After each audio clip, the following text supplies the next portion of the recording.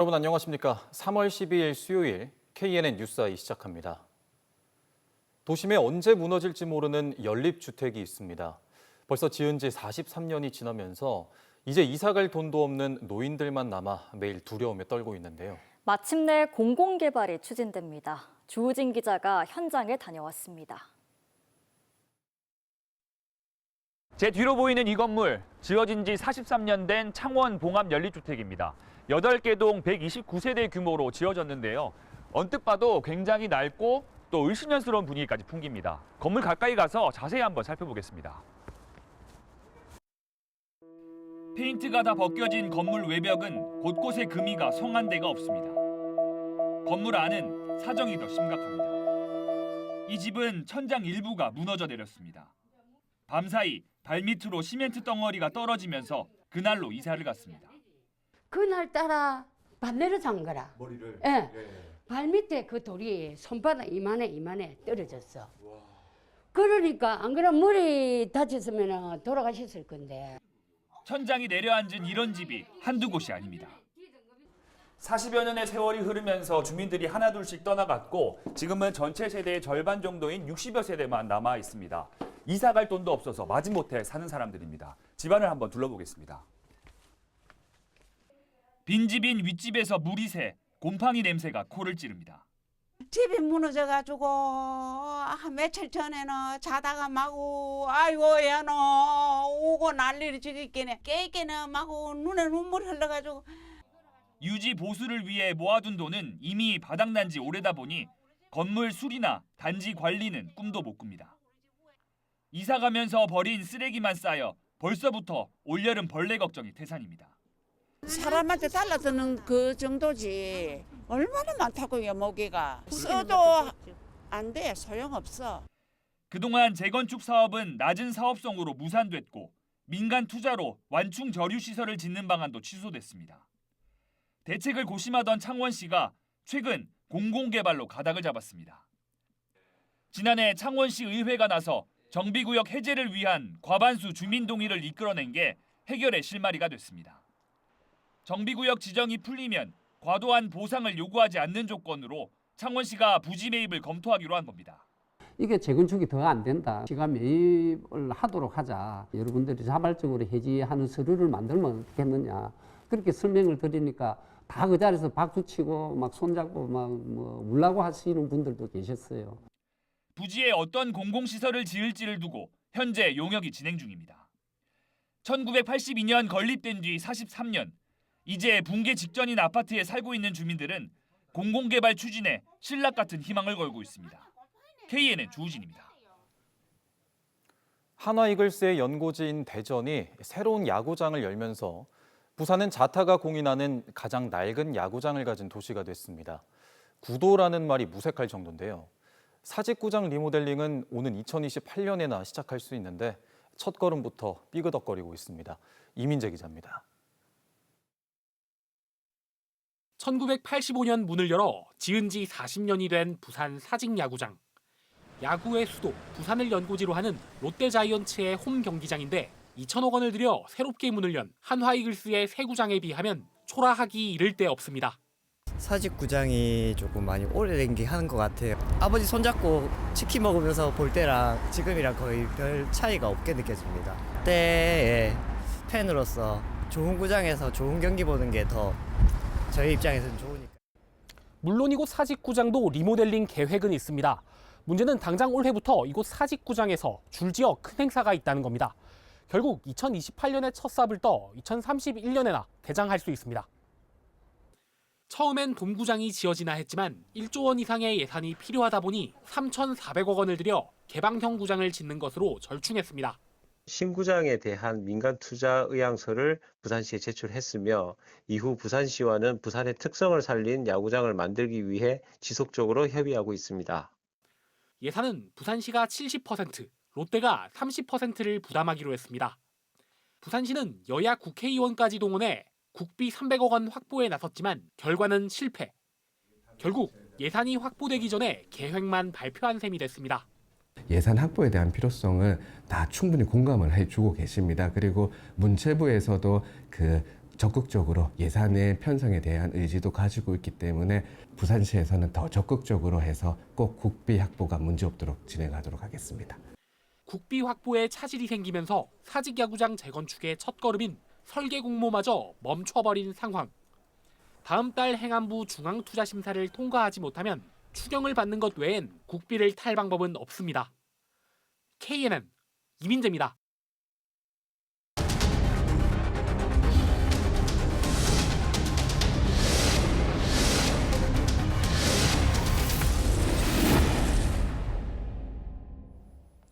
아시아나 항공을 인수합병한 대한항공이 서울에서 향후 행보에 대한 입장을 밝혔습니다. 이 자리에서 조원태 한진그룹 회장은 에어부산의 역할을 진에어가 대신하겠다는 말로 에어부산 분리 매각에 선을 그었는데 나아가 통합 LCC 본사를 수도권에 두겠다는 의미로 읽혀 지역사회의 반발이 커지고 있습니다. 항공기획 연속 보도 김민욱 기자가 취재했습니다. 아시아나를 합병한 대한항공의 새 기업 이미지 공개 행사에 앞서 진행된 기자간담회. 공교롭게 부산 경남 지역 언론사는 전혀 초대받지 못한 자리였습니다. 이 자리에서 마이크를 든 한진그룹의 조원태 회장은 LCC 통합과 관련해서도 입을 열었습니다. 가장 먼저 언급한 것은 지역의 요구사항이었던 에어부산 분리매각 관련. 분리매각에 대한 얘기는 한 2, 3년 전부터 계속 들어왔었는데 기본적으로 제 입장은 그거에 대해서는 크게 이렇게 생각해 본 적이 없고요. 지역 상공계와 국회의원들까지 나서왔던 오랜 요구가 무색하게도 냉정하게 선을 그어버린 겁니다. 통합 LCC의 향후 방향에 대한 조 회장의 생각도 드러났습니다. 앞으로도 이제 그 진에어가 그 에어부산이 지금까지 부산에서 했던 역할 이상으로 부산에서 역할을 할 것으로 저는 그렇게 계획을 하고 있습니다. 지역에서는 이 발언이 진에어 중심 LCC 통합을 시사한 것으로 통합 LCC 본사도 진에어가 소재한 서울로 가는 것 아니냐는 말이 나왔습니다. 조 회장은 통합 LCC의 역할에 대해서도 언급했습니다. 국내에 지금 LCC들이 이제 여러 개가 있는데 저희는 그 다른 항공사들과 달리 진에어는 그 단거리 위주로 앞으로도 계속 유지를 할 생각입니다. 이렇게 되면 지역 거점 항공사를 통해 미주, 유럽 등으로 중장거리 노선을 확대하려고 했던 지역 항공 정책은 차질이 불가피합니다. 미주, 유럽 노선까지도 소화해내야 되면 중장거리 노선도 띄워야 되거든요. 근데 결과적으로 이 단거리 노선에 치중하겠다는 것은 가덕 신공항을 이게 그냥 군초공항. 분리매각과 통합 LCC 본사 유치 사이에서 오락가락 행보를 보인 부산시는 여전히 대한항공에 끌려다니고 있습니다. 대한항공 초청으로 박형준 부산시장이 기업 브랜드 공개 행사에 참석해 조원태 회장을 만났지만 어떤 말을 주고받았는지 부산시는 함구하고 있습니다. 설 연휴 구정 이후에 조원태 회장하고 부산시장님하고 만나겠다고 했었는데 구체적으로 만났다 말씀을 드리기는 좀 적절하지 않는 것 같고요. 지역 상공계가 주도해 설립한 부산 영업이익 7위의 알짜 향토 기업이 이름도 남김없이 사라질 판입니다. LCC까지 포함해 하늘을 독식한 독점항공사 대한항공의 향후 행보 속에 지역은 전혀 고려되어 있지 않은 것으로 보여 우려를 키웁니다. KNN 김민욱입니다. 지난 1월 에어부산 여객기 화재의 유력한 원인으로 보조 배터리가 지목된 가운데 국토교통부가 보조 배터리를 비닐팩 등에 별도 보관하도록 하는 등 대책을 내놓고 있는데요. 부산 소방본부가 실제 배터리 열폭주 위험성을 보여주기 위한 실험을 진행했습니다. 하영광 기자가 현장에 다녀왔습니다. 지난 1월 28일 화재가 발생한 에어부산 여객기입니다. 유력한 화재 원인으로 보조 배터리가 꼽히는 가운데 부산 소방본부는 상황에 따른 열폭주 실험을 진행했습니다. 발열 상황을 가정해 온도를 높이자 배터리가 점점 부풀기 시작합니다. 260도, 270. 뚜껑이 떨어져 나간 배터리는 연기를 내뿜더니 이윽고 폭발합니다. 이번엔 배터리 충격 실험. 프레스기로 보조 배터리를 누르자 연기가 나올 새도 없이 불이 뿜어져 나옵니다. 다양한 형태의 보조 배터리입니다. 하지만 열폭주가 일어나면 보시는 것처럼 형체를 알아보기 힘들 정도로 단 몇 초 만에 검게 불타버립니다. 국토교통부는 지난 1일 기내 반입 보조 배터리를 비닐봉투나 파우치에 넣어 좌석 위 선반이 아닌 곳에 보관하도록 했습니다. 하지만 소방 실험 결과 시중에 판매되는 방화팩은 별도의 인증 기준이 없어 효과가 없었습니다. 이에 소방은 방화복으로 만든 방화팩을 대안으로 선보이기도 했습니다. 승객분들은 비행 중에 비닐팩에 넣어서 이제 여행을 하시다가도 팽창 현상이 발생하게 되면은 곧바로 승무원에게 통보를 하시고, 승무원들은 가능하면은 물통을 준비해 가지고 이 배터리를 담궈서. 국토부의 새 지침도 재검토가 필요해 보인다는 지적. 하지만 가장 확실한 방안은 뭐니 해도 각 승객의 철저한 안전 매뉴얼 숙지입니다. KNN 하영광입니다. 부산의 대선 주조와 경남의 무학은 창립 100주년을 앞두고 있는 지역의 대표적인 향토 주류 기업입니다.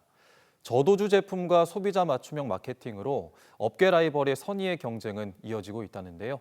김동환 기자가 이 소식 전합니다. 컨베이어 벨트를 따라 소주 완제품이 쉴 새 없이 쏟아져 나옵니다. 하루 60만 병의 소주가 출하되고 있는 대선 주조 공장입니다. 올해 초 도수를 낮춘 제품을 새롭게 선보였는데 제품명에 대선 글자는 그대로 살렸습니다. 이번에 건강한 주류 소비 문화에 발맞춰 리뉴얼 제품을 출시를 하게 되는데요. 출시 한 달 만에 누적 판매량 1,000만 병을 돌파했습니다. 대선 측은 부정하지만 파랑을 일으키다는 문구가 조기 대선을 염두에 둔 것 아니냐는 말도 나옵니다. 지난 19대 대선 당시 대선이라는 이름과 특정 색깔 로고가 어우러져 지역 점유율을 크게 끌어올렸던 기억을 되살리는 것 아니냐는 분석입니다. 지역 소주 업계가 최신 트렌드를 반영한 제품 마케팅에 주력하고 있습니다. 저도주의 대명사로 손꼽히는 좋은데이로 동남권 대표 주류회사로 성장한 향토 기업 무학입니다. 인지도를 탄탄히 다진 좋은데이를 앞세워 지역명을 단 신제품 개발과 젊은 층을 겨냥한 과일 탄산주 라인업까지 갖췄습니다. 2006년 저도주 출시로 붐을 일으킨 데 이어 소주에 사용되던 과당을 제거한 제로 마케팅으로 주목받았습니다. 지금은 소비자 맞춤형 마케팅으로 틈새 시장을 적극 공략하고 있습니다. 다품종 소량 생산이라고 보아지는데 소비자들이 좋아하는 품목은 무엇이든 저희들이 찾아서 개발을 하는 그런 쪽에 맞춰져 가지고 연구하고 있습니다. 부산 경남의 대표적인 양대 주류 향토 기업의 선의의 경쟁은 올해도 변함없이 뜨겁습니다. KNN 김동환입니다. 검찰이 김일권 전 양산시장의 부동산 특혜 의혹과 관련해 오늘 양산시청을 압수수색했습니다. 울산지검은 양산시청에 수사관들을 보내 도로 지정과 관련한 서류 등을 확보한 걸로 전해졌습니다. 검찰은 김 전 시장이 소유한 양산시의 농지 앞 하천제방 관리용 도로가 재임 기간이던 2019년 적법한 절차 없이 진입도로로 지정됐고 그 뒤 토지 가격 등이 상승했다는 의혹과 관련해 수사를 진행하고 있습니다. 윤석열 퇴진 대학생 행동은 윤 대통령 파면을 촉구하기 위해 단식 농성에 들어간다고 밝혔습니다. 대학생 행동은 헌법재판소의 탄핵 선고가 늦춰지는 것 아니냐는 우려가 나오는 만큼 서울에서 단식 농성을 벌이며 즉각적인 파면을 촉구하는 목소리를 내겠다고 말했습니다. 전 세계적으로 홍역이 유행하면서 보건당국이 해외여행 전 백신 접종을 당부했습니다. 세계보건기구에 따르면 지난해 홍역 환자는 약 33만 명으로 유럽, 중동, 아프리카 순으로 많았는데 우리나라 사람들이 자주 여행하는 동남아시아에서도 많이 발생했습니다. 부산시는 필리핀, 말레이시아, 베트남 등 홍역 유행 국가를 방문하거나 여행을 계획한다면 출국 최소 6주 전부터 2차례 접종을 권고했습니다. 글로벌 허브시티 인덱스 평가에서 부산시가 7대 특광역시 가운데 서울에 이어 종합평가 2위로 나타났습니다. 글로벌 허브시티 인덱스는 민선 8기 핵심 목표인 글로벌 허브도시와 시민 행복도시를 종합평가하기 위한 지표로 부산시와 부산연구원이 만들었습니다. 도시 경쟁력과 시민 삶의 질 등 2개의 목표 아래 각각 5개의 추진 전략으로 구성되는데 2023년도 기준 부산은 도시 경쟁력 2위, 삶의 질 1위를 차지했습니다. 경남도가 지방세나 지방행정제재, 부과금을 1년 이상 납부하지 않은 고액 상습 체납자 685명에 대해 명단 공개 전 사전 안내를 실시합니다. 올해 1월 1일 기준 1,000만 원 이상 고액 상습 체납자는 개인 491명, 법인 194곳으로 체납액은 모두 168억 원이며 경남도는 이달 안으로 사전 안내문을 발송하고 6개월 동안 소명 기회를 제공해 자발적 납세를 유도한다는 방침입니다.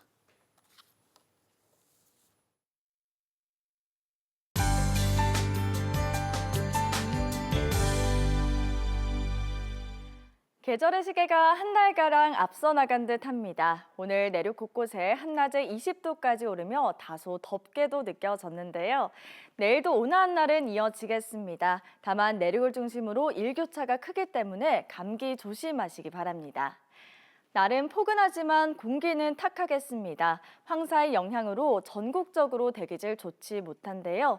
내일 부산 경남 미세먼지 농도 나쁨 단계 보이겠습니다. 외출하신다면 KF 마스크 챙기시기 바랍니다. 내일 전국 하늘이 대체로 흐린 데다 황사로 인해 하늘이 뿌옇겠습니다. 또 강원 동해안 지역은 대기가 무척 건조하겠습니다. 내일 아침 기온은 진주 3도로 오늘보다 높게 출발하겠는데요. 낮 기온은 진주 17도, 합천과 의령 18도로 오늘보다 약간 낮겠습니다. 내일 창원의 아침 기온은 7도로 출발해서요. 낮에는 창원이 16도, 거제 15도, 밀양은 18도가 예상됩니다. 낮 최고 기온 부산 16도, 김해 양산 18도 예상됩니다. 바다의 물결은 전 해상에서 최고 2m로 일겠습니다.